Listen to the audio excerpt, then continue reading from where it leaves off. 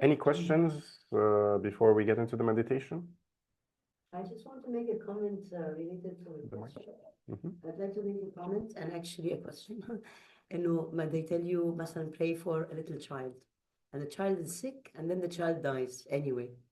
So this is where people start to think, one starts to think, okay, so the blessing didn't work. Where is the free will of the child here? How do we know that? Like دعيت له بس الدعاء لا يغير الأقدار. It didn't change in that sense, the fate. It didn't change the happening. The child, or 7 years old or baby, died anyway. So this is not an adult. So الدعاء أو البركة أو الblessing ليه أو اللي بيعملوا الندر في ستنا مريم, all of these things that are blessings. I'm using some Arabic words that mean the same thing, but it's like cultural. So if we do this and then it doesn't work, and then still the person who is sick doesn't heal or dies, then where shed light on the power of the blessing? Sure. Yes, absolutely.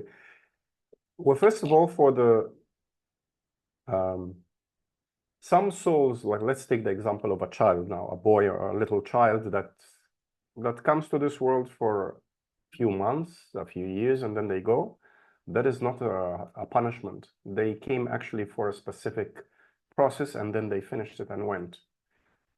So that is not a punishment or something we want to prevent or avoid. It's actually a blessing. I think the blessing will be is for the child to go peacefully without having surgeries, having horrible situations and pain and suffering and things.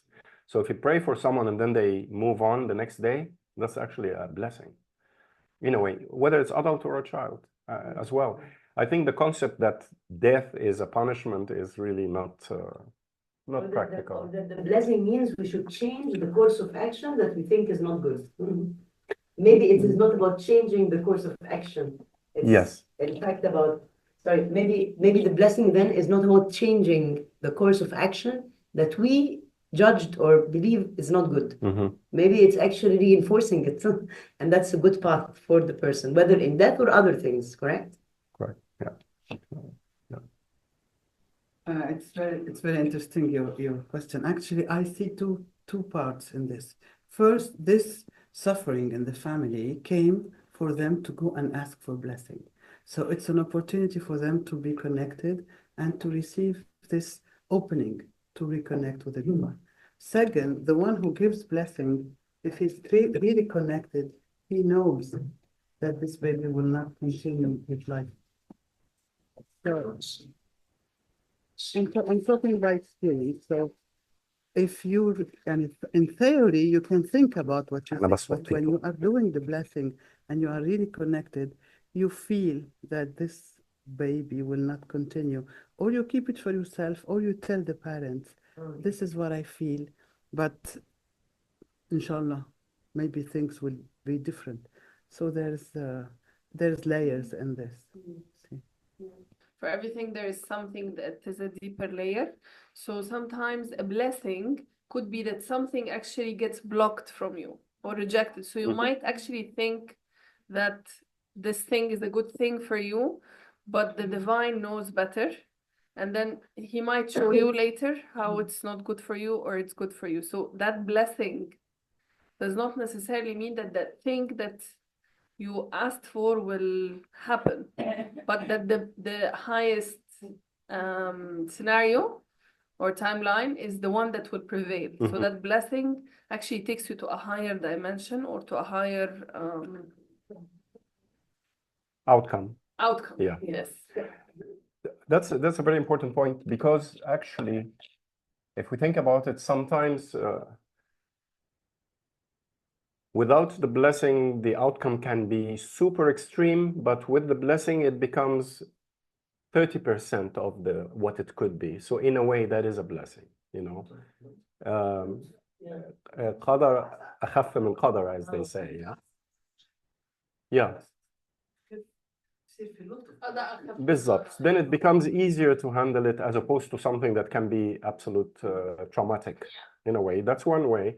And the other thing, actually, if you give a blessing to someone and they pass away, you actually assisted them to go, because a lot of time people get stuck and suffer for a couple of months, a couple of years between life and death, and it becomes horrible. But you go and visit them and pray for them, and they go next day. That is an incredible blessing, you know. And we are sad, we miss them and everything. But actually, if you think about it, that being able to go like that is not an easy thing, and a blessing will allow someone to go that way. You may find yourself visiting someone the night before they pass, and you just go and shake hands with them and give them this love, and then they go next day. That you already assisted them to go. Otherwise, they would have been stuck for a month or something. So we have to look at it this way, you know, relatively speaking. It's it's not like we think, it's how the universe functions. Yes, I want to share about my grandpa. He gone last week. And yes, gone last week in Friday. And in Thursday, I got a phone call. My family told me, "Hey, Bill, our grandpa is in hospital." And because I was in work, I was busy, I cannot go. And when I back home, I send the light rays and the blessing to him, and I go sleep. And when I sleeping, they call me about 20 phone calls, I think, 20 phone calls. And I didn't answer because I was sleeping. But in next day, Friday morning, I will call back and ask them what happened. They say, last night, grandpa gone. Just right after 10 minutes, I send the blessing. So because I know my grandpa has a lot of disease, I should say all things just broken. Whole body is broken. Everything is broken. So I think it's the best way for him because no need to suffer about painful disease things. Right after 15 minutes, it's gone. It's very fast. And I have a feeling in my heart that, oh, grandpa is gone.